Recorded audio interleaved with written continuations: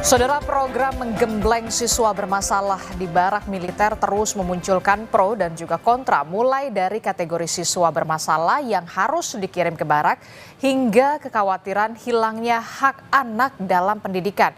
Apa dampaknya pendidikan ala militer ini? Kita akan bahas bersama dengan Komisioner KPAI, sudah ada Pak Aris Adi Leksono, kemudian ada anggota Komisi 10 DPR dari fraksi PKS, Dr. Gamal Albin Said, kemudian ada pakar pendidikan sekaligus Wakil Rektor 1 Universitas Negeri Surabaya, ada Pak Martadi. Selamat pagi, Assalamualaikum Bapak-Bapak. Waalaikumsalam, selamat pagi Mbak Disti. Selamat pagi. Gamal, Aris. Pagi ini kita membahas soal bagaimana pendidikan pendidikan ala militer yang kemudian dicanangkan atau diinisiasi oleh Pemprov Jawa Barat, dalam hal ini adalah Gubernur Jawa Barat. Jadi anak-anak yang bermasalah di sekolah, orang tuanya kemudian dititipkanlah, bahasanya dititipkan untuk dididik kedisiplinannya di barak militer begitu. Nah, saya mau ke KPAI dulu. Pak Aris, kalau Anda melihat dari KPAI, kebijakan ini tepat atau tidak? Ya, tapi belum bisa sampai kepada tepat atau tidak ya, karena ini juga baru berjalan dan kami akan melakukan pengawasan. Tapi pada prinsipnya begini, anak ini masuk dalam kelompok rentan begitu. Karena dia masuk dalam kelompok rentan, maka dia butuh pendekatan-pendekatan khusus, dia butuh perlindungan. Nah, di dalam ruang lingkup perlindungan anak itu ada tahapan bagaimana pemenuhan hak anak yang kemudian baru pada tahapan perlindungan khusus anak. Artinya, kalau kemudian program ini menyasar kepada anak-anak yang dalam tanda kutip ya, di stigma anak nakal, anak bermasalah, ini saya kira juga persoalan tersendiri karena akan kemudian menjadi anak korban stigma begitu.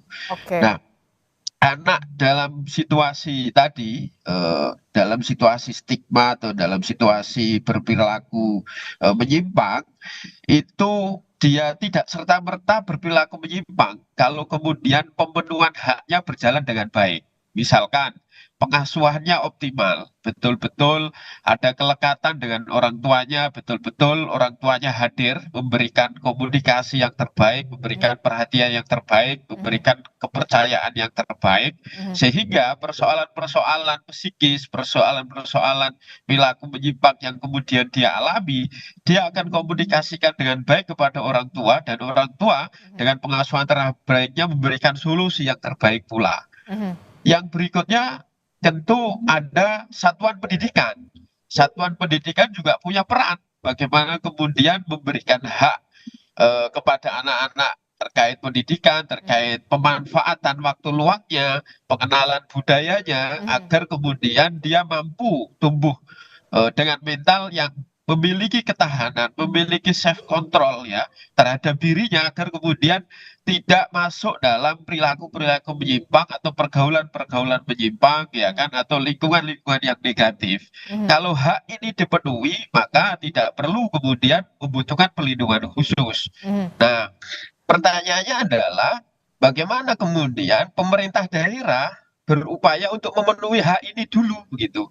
Tidak kemudian serta-merta ada anak nakal sementara haknya belum terpenuhi, kemudian anaknya dititipkan. Anaknya harus menanggung akibat itu begitu, dalam bentuk mengikuti pendidikan khusus yang ala militer, yang tentu itu banyak yang tidak relate, tidak sesuai dengan masa tumbuh kembang anak. Nah, ini saya kira problem mendasar. Maka sebenarnya yang strategis adalah bagaimana memastikan dulu hak-hak mereka terpenuhi. Dalam hal ini ya, pemerintah Provinsi Jawa Barat memenuhi hak-hak tadi, sehingga akan optimal dan berdampak masif tidak hanya kepada anak yang kemudian menjadi korban stigma nakal tadi atau bermasalah tadi. Dan ini tentu akan lebih bermanfaat dan strategis gitu kan. Tapi kan sudah kepalang tanggung Pak Adi, tapi kan sudah kepalang tanggung ya, ketika anak-anak itu dimasukkan atau dititipkan di barak militer,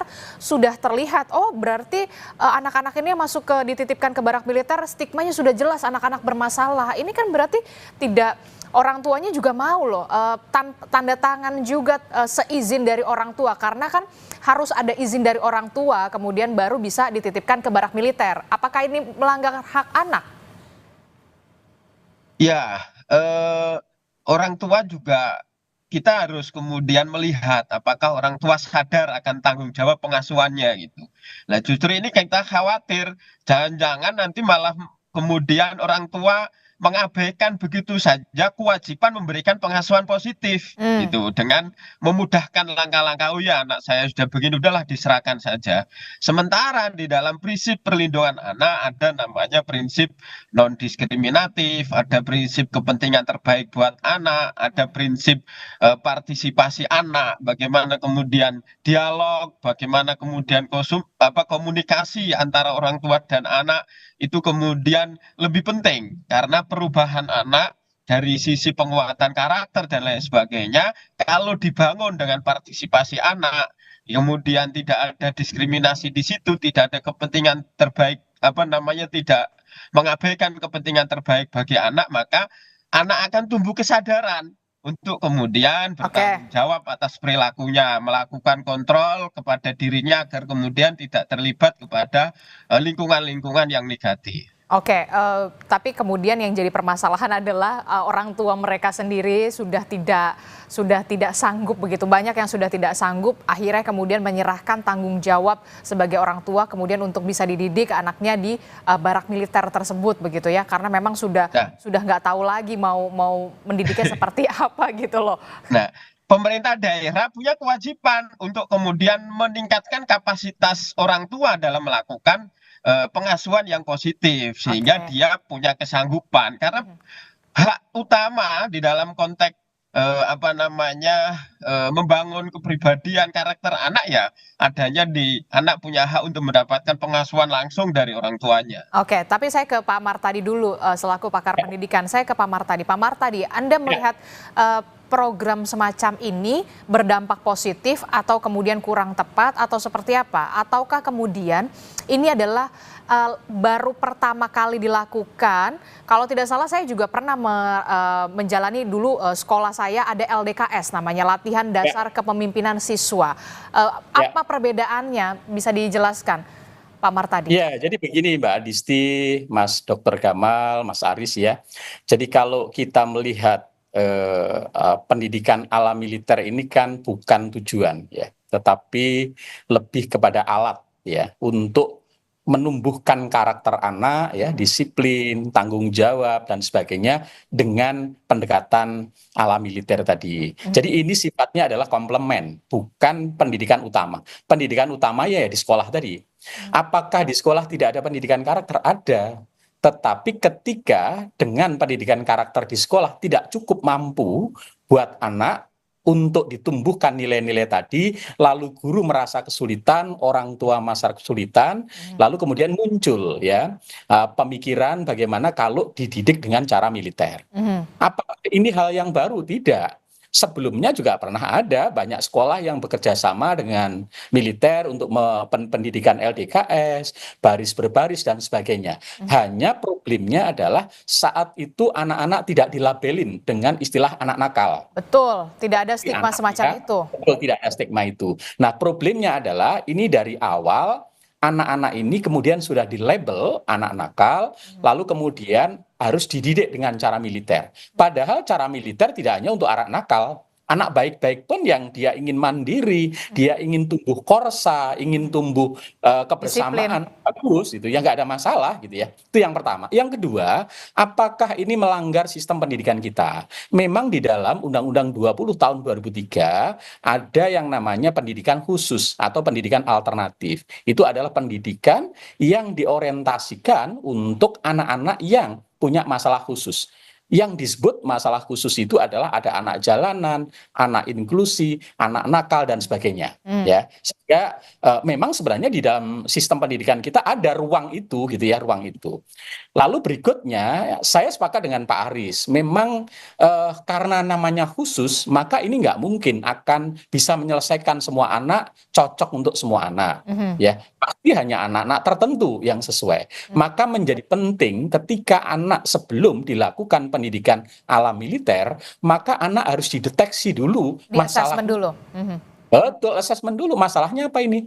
Karena tidak semua anak cocok. Anak yang punya masalah kesehatan, anak yang punya introvert, anak yang kemudian dia itu punya masalah terkait dengan dia sukanya bidang seni yang bebas, itu nggak cocok. Sehingga pendidikan ala militer sesuai jika diberlakukan pada anak-anak yang tepat dan tidak dilabelin dengan predikat-predikat anak nakal. Karena ada ala yang lain, kenapa nggak dibawa ke pendidikan ala pesantren? Kenapa tidak di pendidikan ala yang lain? Jadi banyak ala-ala yang lain yang bisa dilakukan untuk menangani masalah anak. Bergantung kepada masalahnya apa dulu nih. Jangan sampai nanti begitu sudah dididik di barak militer, hanya 6 minggu pulang, masalahnya anak nggak terselesaikan. Padahal masalahnya anak itu adalah masalah dengan orang tua, masalah dengan lingkungan dan sebagainya. Maka tidak akan efektif jika hanya 6 bulan akan mampu merubah semua perilaku anak secara. Saya tangkap. Jadi harus diidentifikasi dulu permasalahan anak-anak ini. Apakah cocok, tidak, kemudian dititipkan di pendidikan militer begitu ya, di barak militer ini. Kalau harus ada assessment dulu ya, Pak Martadi ya. Ya betul, betul. Jadi tidak mungkin kita kemudian mengambil semua anak nakal lalu langsung kemudian dibawa ke barak militer. Harus di assessment. Mereka Dan itu tugas siapa? Tugas dari sekolah, guru sekolahnya? Pastinya adalah tugas sekolah dengan tim yang ada dari pemerintah daerah. Apa? Ada DP3A PPKB. Ya di situ ada dinas yang menangani itu. Lalu anak-anak ini di assessment dulu, di mapping masalahnya apa, sesuaikah anak ini memang cocok untuk pendidikan ala militer. Kalau masalahnya ini nggak disiplin, anak ini nggak tanggung jawab, mungkin bisa. Dengan catatan secara fisik memang anak-anak ini memenuhi, ya. Kemudian orang tua ada kesadaran dan sebagainya. Sehingga jangan sampai kemudian anak langsung ditangani dengan ala militer tanpa mempertimbangkan akar masalahnya dan sesuai nggak untuk anak itu. Oke, baik. Saya sudah menangkap permasalahannya begitu ya. Akar masalahnya dari Pak Aris dengan penjelasannya, kemudian dari Pak Martadi dari penjelasannya. Nah, kalau dari DPR sendiri, perpanjangan tangan dari rakyat di Komisi 10 DPR, Dr. Gamal, Anda masuk yang setuju dengan pendidikan ala militer ini di barak militer dengan anak-anak bermasalah sudah terlabeli, sudah kadung terlabeli, atau kemudian harus ada lebih matang dulu konsepnya, harus dikaji dulu sebelum nanti implementasinya benar-benar dilaksanakan, walaupun sekarang sudah dilaksanakan, Dr. Gamal? Iya, terima kasih. Selamat pagi rekan-rekan semua, Mbak Adisti. Pertama, saya mencoba mempelajari secara akademis dan ilmiah ya, bagaimana hasil penelitian pada penggunaan ya pendidikan militer pada remaja. Pertama, kami menemukan riset ya, bootcamp militer bagi remaja bermasalah, hasilnya sering tidak efektif atau bahkan kontraproduktif ya. Sering tidak efektif. Kajian sistematis menemukan bootcamp militer umumnya tidak menurunkan tingkat residivisme peserta. Itu penelitian pertama yang kami temukan ya. Judulnya The Total Effect of Bootcamp That House Juveniles, a Systematic Review of the Evidence. Ya. Lalu penelitian kedua, laporan Youth Endowment Fund ya, itu menunjukkan peserta bootcamp malah lebih berpeluang mengulangi kejahatan sekitar 6% lebih tinggi dibandingkan kontrol. Itu penelitian kedua yang kami ketemukan. Penelitian ketiga, ya, itu juga mengatakan, kritikus juga mengingatkan bahwa pelatihan keras justru bisa membuat pelaku lebih fit secara fisik, lebih disiplin, dan lebih cerdik secara mental untuk ya melakukan tindakan yang mengarah pada kriminal tersebut ya.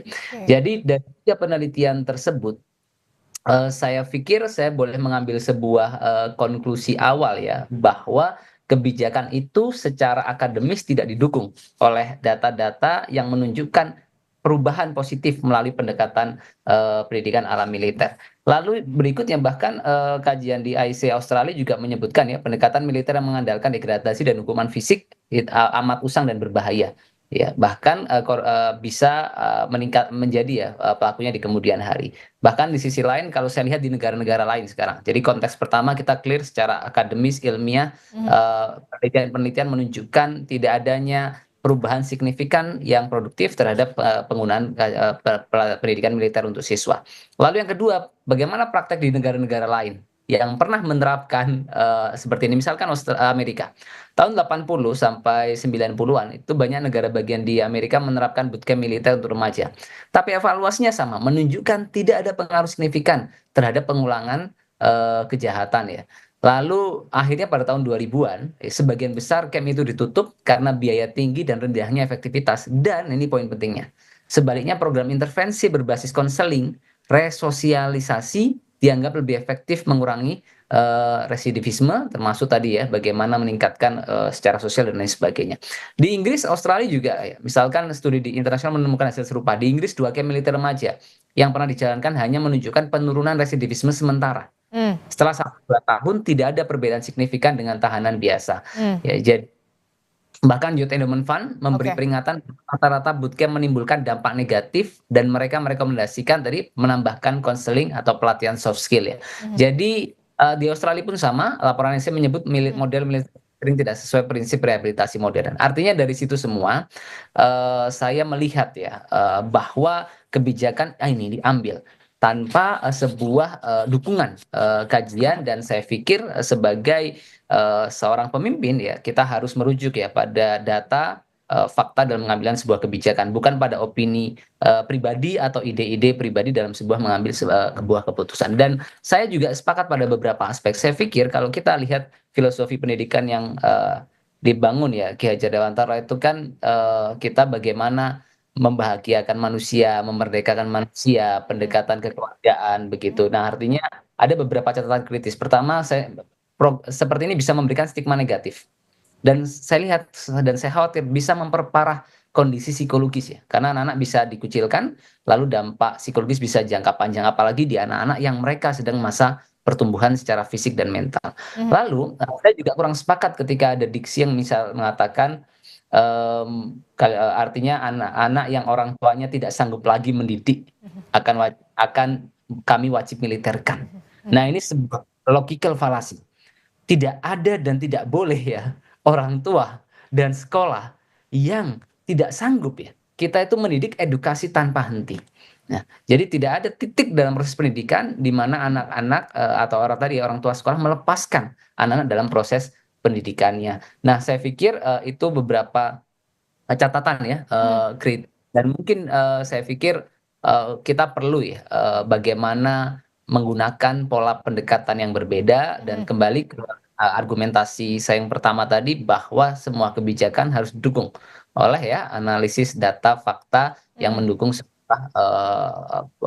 kebijakan tersebut. Oleh karena itu mungkin saya melihat dari ini semua saya tidak sepakat. Oke, jadi Dr. Gamal adalah orang yang tidak sepakat dengan adanya pendidikan berbasis militer begitu ya, anak bermasalah begitu dititipkan ke barak militer begitu, dengan tadi analisa-analisa Anda begitu ya, penelitian-penelitian yang memang sudah dilakukan begitu di sebelumnya begitu. Nah, kalau dari Komisi 10 fungsi pengawasan seperti apa yang nanti akan dilakukan? Apakah nanti Komisi 10 juga akan memanggil Gubernur Jawa Barat, termasuk juga Pemprov, Dinas Pendidikan Jawa Barat, yang kemudian harus juga bertanggung jawab bagaimana untuk duduk bersama, solusinya akan seperti apa? Tapi jangan jadi jawab dulu, Dr. Gamal, termasuk juga bagaimana pengawasan yang akan dilakukan KPAI, sementara dari pakar pendidikan seharusnya sistem yang seperti apa yang kemudian cocok untuk bisa diterapkan di Indonesia dengan karakteristik anak-anak yang berbeda-beda di setiap daerahnya, termasuk juga perbedaan masalahnya. Nanti kita akan ulas lagi di segmen berikutnya. Tetaplah bersama kami di Sapa Indonesia Pagi. Kami akan segera kembali.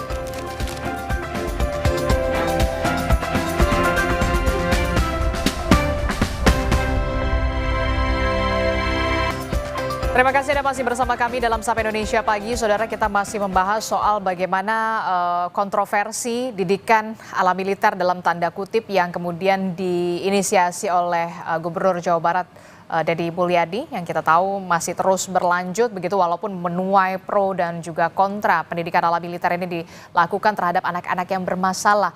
Kami tim dari Sapa Indonesia Pagi sebenarnya sedari malam sudah mencoba untuk menghubungi pihak dari Gubernur Jawa Barat, Kang Deddy Mulyadi, kemudian juga ada Bupati Purwakarta, tapi sampai detik ini belum menerima respon begitu ya untuk bisa berdialog ataupun berdiskusi di pagi hari ini membahas soal ini. Tapi tidak apa, kita masih membahasnya di segmen kedua. Ada Dr. Gamal dari DPR, kemudian dari pakar pendidikan ada Pak Martadi dan juga Pak Aris dari KPAI. Saya ke Dr. Gamal dulu. Dr. Gamal, kalau Anda masuk ke dalam orang yang tidak sepakat soal adanya pendidikan atau ya pendidikan ala militer dalam tanda kutip didikan militer begitu ya, seperti yang diinisiasi oleh Gubernur Jawa Barat Kang Deddy Mulyadi, fungsi pengawasan seperti apa yang kemudian dijalankan nantinya oleh Komisi 10 DPR RI untuk merespon soal pendidikan ala militer ini yang kemudian diinisiasi oleh Gubernur Jawa Barat? Apakah nanti akan ada rencana untuk memanggil Kementerian Pendidikan Dasar dan juga Menengah untuk kemudian mencari solusinya? Akan ada regulasi yang kemudian dibentuk untuk bisa win-win solution lah, Dokter? Baik, terima kasih. Pertama, mungkin sebelum masuk ke aspek itu, saya ingin tambahkan satu poin. Jadi kekhawatiran kami sebetulnya dan kekhawatiran publik ya, itu adalah satu potensi pelanggaran hak anak, HAM. Lalu kedua, pendekatan kekerasan tak menyentuh akar masalah ya, atau pendekatan militeristik ya dalam proses pendidikan tidak menyentuh akar masalah. Ketiga, stigma dan efek psikologis ya.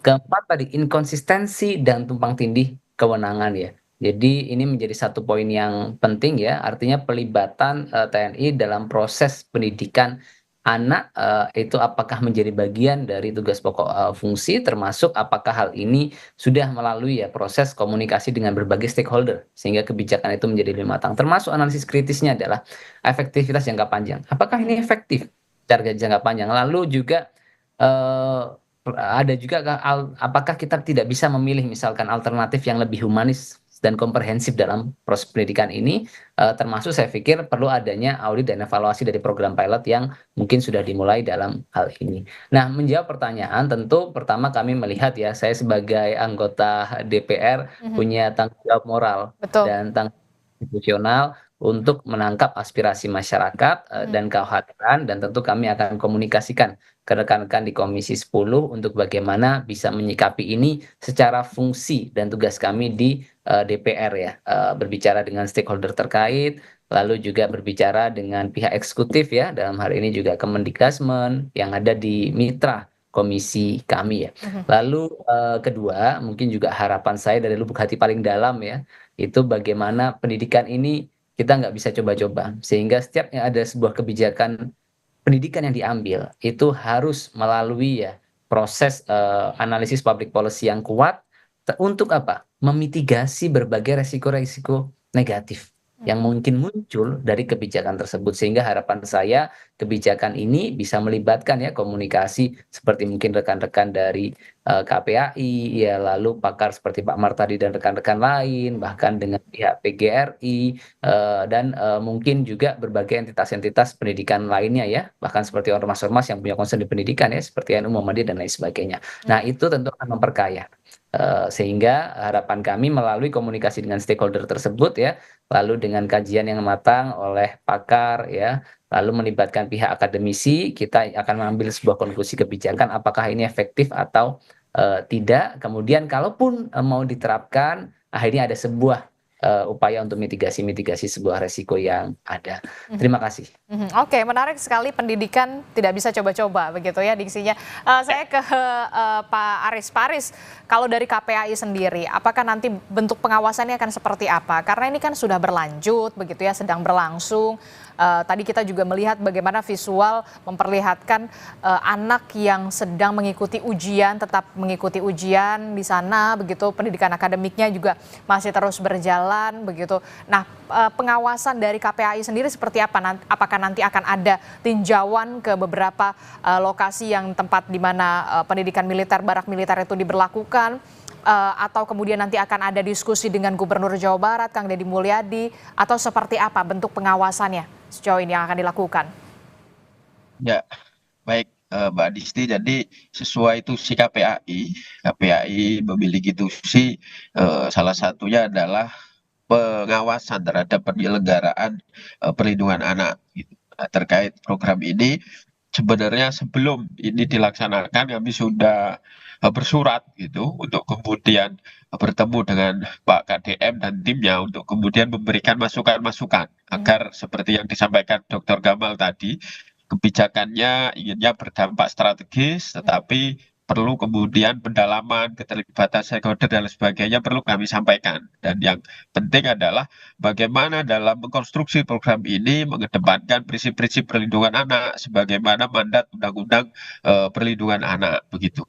Nah, langkah berikutnya karena ini tetap berjalan, maka kami tetap akan mengambil langkah pengawasan dan kami sudah bersurat terutama di tempat pendidikan anak itu ya di Purwakarta dan di Bandung. Mungkin dalam waktu dekat ini kami akan kunjungan lapangan dan tentu kita akan mendengar suara anak karena anak ini yang kemudian dalam konteks memberikan perlindungan anak ini suara anak menjadi sangat penting gitu. Karena dengan partisipasi dia digali maka akan timbul kesadaran dari dirinya untuk kemudian bertanggung jawab atas situasi yang dia alami, atas masa depan yang kemudian dia harapkan. Nah, tentu fungsi pengawasan itu akan kami lakukan dan hasil pengawasan tentu kami akan telaah dan tentu akan memunculkan sebuah rekomendasi terkait kelayakan program-program yang kemudian sudah berjalan termasuk program pendidikan anak di barak militer ini begitu. Dan ada banyak aspek yang akan kita gali, salah satu yang disampaikan oleh Pak Dr. Martadi tadi, bagaimana kemudian asesmen awal, bagaimana kemudian soal landasan regulasi ya. Kalau yang kami dapatkan informasinya landasannya masih dangkal begitu, hanya sebatas surat edaran, hanya sebatas perjanjian dengan orang tua begitu, yang justru di situ akan menjadi kemudian orang tua memudahkan begitu saja akan tanggung jawabnya, melepaskan tanggung jawab pengasuhannya begitu. Dan tentu banyak regulasi-regulasi yang harusnya menjadi pertimbangan sehingga program yang diharapkan punya dampak strategis ini betul-betul bisa berjalan secara strategis karena ada hal yang lebih strategis menyangkut bagaimana kita melakukan perlindungan terhadap anak yang saya sampaikan di awal, mengoptimalkan. Oke, Pak Aris, berarti kalau tadi Anda menyebutkan sebenarnya payung hukumnya, landasan hukumnya itu hanya baru sebatas surat edaran dan surat izin dari orang tua, begitu ya? Iya. Nah, apakah nanti rekomendasi-rekomendasi ini akan dibawa juga ke Kemendikbudrismen begitu untuk kemudian dievaluasi secara menyeluruh apakah ini patut untuk dilanjutkan atau kemudian dihentikan? Ya, tentu hasil pengawasan kami sampaikan kepada stakeholder terkait ya, baik Kemendikbud ya, dan tentu menyangkut anak kan juga ada Kemen PPA, ada Kemensos ya, yang satu sama lain akan kemudian bisa terlibat bagaimana melihat strategis atau tidak, berdampak sistemik, berdampak jangka panjang atau tidak program ini gitu. Oke, terakhir saya ke Pak Martadi selaku pakar pendidikan dari dunia pendidikan begitu. Apa yang kemudian menurut Anda perlu disempurnakan lagi termasuk soal bagaimana soal identifikasi juga terhadap karakter-karakter anak, masalah-masalahnya juga berbeda. Apa yang kemudian harus menjadi evaluasi dan menurut Anda, sekali lagi menurut Anda program ini patut untuk dilanjutkan atau kemudian dihentikan dulu, di hold dulu sementara sampai kemudian ada penyempurnaan lebih komprehensif? Ya, pertama begini Mbak Disti, saya sepakat dengan pendapat Pak Dr. Gamal ya, kata kuncinya adalah keterlibatan. Jadi pendidikan itu tidak pernah bisa diselesaikan sendiri. Ada banyak pihak yang terkait, sehingga ketika akan melakukan sebuah pendidikan untuk anak, maka penting mendengar ya dan melibatkan banyak pihak-pihak yang lain. Itu kata kunci ya. Sehingga perlu pemerintah daerah mengajak bicara asosiasi pendidikan, kemudian para pakar, kemudian stakeholders terkait dan sebagainya. Lalu yang kedua adalah pendidikan apapun itu harus menempatkan anak sebagai subjek. Jadi yang terbaik buat anak bukan yang terbaik menurut kita. Sehingga perlu betul kita mendengar ya sebenarnya anak seperti apa, problem anak seperti apa, kebutuhannya apa dan sebagainya. Ini menjadi penting, jangan sampai kemudian kita seolah-olah mensimplikasi anak butuh ini, anak harus diberlakukan begini dan kemudian kita membuat program-program untuk mereka. Karena belum tentu itu baik buat anak-anak itu ya, itu yang penting. Berikutnya, tolong betul ketika ada sebuah program di wilayah, di daerah, legal standing-nya menjadi penting. Karena apapun pendidikan di daerah itu juga tidak bisa lepas dari sistem pendidikan nasional kita. Harus dicari legal standing-nya. Apa di Undang-Undang 20, di mana letaknya. Jadi tidak bisa kita hanya mengambil sebuah langkah, kemudian nanti justru akan menimbulkan persoalan baru. Karena tidak ada legal standing yang clear di situ. Nah, legal standing ini sekaligus akan memastikan keberlanjutan. Jadi pendidikan itu tidak bisa disimplikasi hanya 6 minggu selesai. Tidak bisa begitu. Pendidikan itu adalah panjang, jangka panjang. Oleh sebab itu dipastikan betul bahwa setelah 6 minggu itu harus diapain. Lalu anak harus diperlakukan apa? Apa yang harus dilakukan orang tua? Apa yang akan dilakukan oleh sekolah? Apakah kita kemudian yakin bahwa hanya dengan 6 minggu anak menjadi baik, berubah total? Saya yakin tidak seperti itu. Kalau masalahnya anak tidak terselesaikan. Yang terakhir Mbak Adisti, perlu dipikirkan ketika program yang baik begini, momentumnya.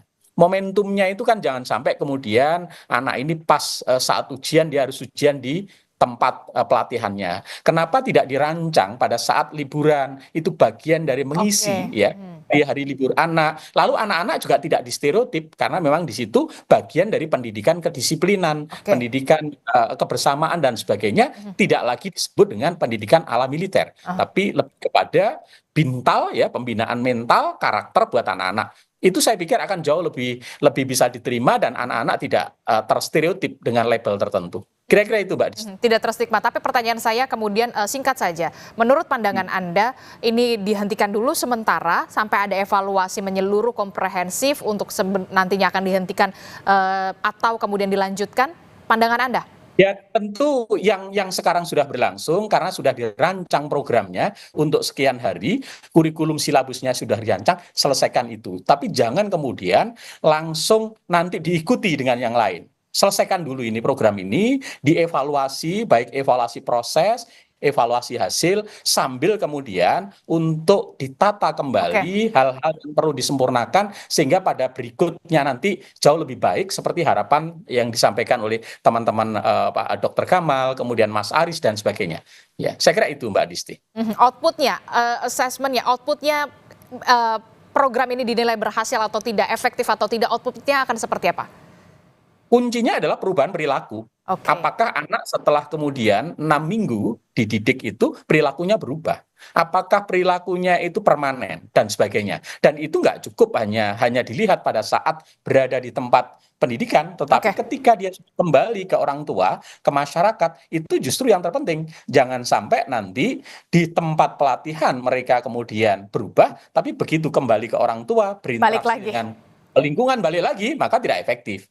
Justru yang penting adalah perubahan perilaku yang lebih baik dan itu relatif permanen menjadi habit anak-anak kita dan dia menjadi anak-anak yang lebih berkarakter positif.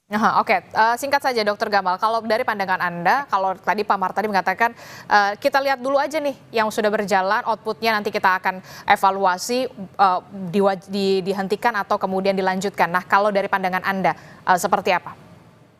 Ya, jadi mungkin sebagai penutup ya, saya ingin coba kita membayangkan kalau itu adalah anak-anak kita, anak Pak Mar tadi, anak Pak Aris ya. Bayangkan ada anak-anak yang melakukan kesalahan mungkin ya, lalu tiba-tiba dia diminta ke tempat militer, teman-temannya, sepupunya, saudaranya, tetangganya, berpikir dia anak menakal ini berarti, anak ini berarti ada kesalahan itu, lalu dia kembali Lalu mungkin ketika dia ke sekolah, teman-temannya menyebut ya, dia kemarin sudah ikut di militer karena kesalahan ya, dan lain sebagainya gitu. Jadi secara humanism ya, saya punya kekhawatiran yang sangat besar, dampak psikologis ya, sosial yang akan dialami oleh anak tersebut. Oleh karena itu, merujuk pada hal tersebut ya, saya berharap sekiranya hal ini belum dikaji secara mendalam, maka untuk cukup diakhiri mungkin ya pada base ini dan tidak membuka sebelum berkomunikasi dengan semua stakeholder, melibatkan sehingga dampak-dampak yang kita khawatirkan tadi terjadi pada Oke. anak-anak itu tidak akan terjadi ya, lebih banyak pada anak-anak Indonesia. Mungkin itu dari saya dan mungkin buat kita semua ada satu prinsip pepatah namanya Sabda Pandito Ratu. Pemimpin itu kalau sudah mengucapkan sesuatu ya, mengambil keputusan sebenarnya tidak bisa ditarik lagi. Oleh karena itu, ke depan kebijakan pendidikan harus dikaji secara mendalam dan betul-betul mempelajari ya, menganalisis semua aspek yang terlibat dalam proses kebijakan tersebut. Oke. Oke, baik. Cukup sekian dan terima kasih. Oke, baik Dokter Gamal. Terakhir, Pak Aris dari KPAI sendiri, menurut Anda perlu kemudian ada penghentian sementara untuk ada evaluasi rekomendasi dari KPAI atau seperti apa? Singkat saja penutup. Ya, tentu memperhatikan dari masukan-masukan berbagai perspektif, baik pakar pendidikan, pemangku kebijakan, dan juga secara psikologis, dan tentu nanti kita kuatkan dalam pengawasan ke lapangan. Maka yang berjalan ini tentu harus kemudian dilakukan evaluasi. Jika kemudian evaluasinya mengarah kepada dampak-dampak atau output yang tidak strategis, ya tidak perlu kemudian dilanjutkan di tahap-tahap berikutnya. Oke, baik, kita akan lihat bagaimana nanti kebijakan ini apakah terus akan bergulir atau kemudian akan ada evaluasi dari pemerintah pusat. Tentu kita menantikan solusi yang benar-benar terbaik untuk anak-anak Indonesia ke depan. Terima kasih Pak Aris dari KPAI, kemudian Pak Martadi dari pakar pendidikan UNESA, kemudian dari Dr. Gamal Albin Said, anggota Komisi 10 DPR RI dari fraksi PKS. Terima kasih sudah berbagi pandangannya di Sapa Indonesia pagi hari ini. Assalamualaikum, selamat pagi Bapak-Bapak. Waalaikumsalam, selamat pagi semuanya. Terima kasih Mas Gamal.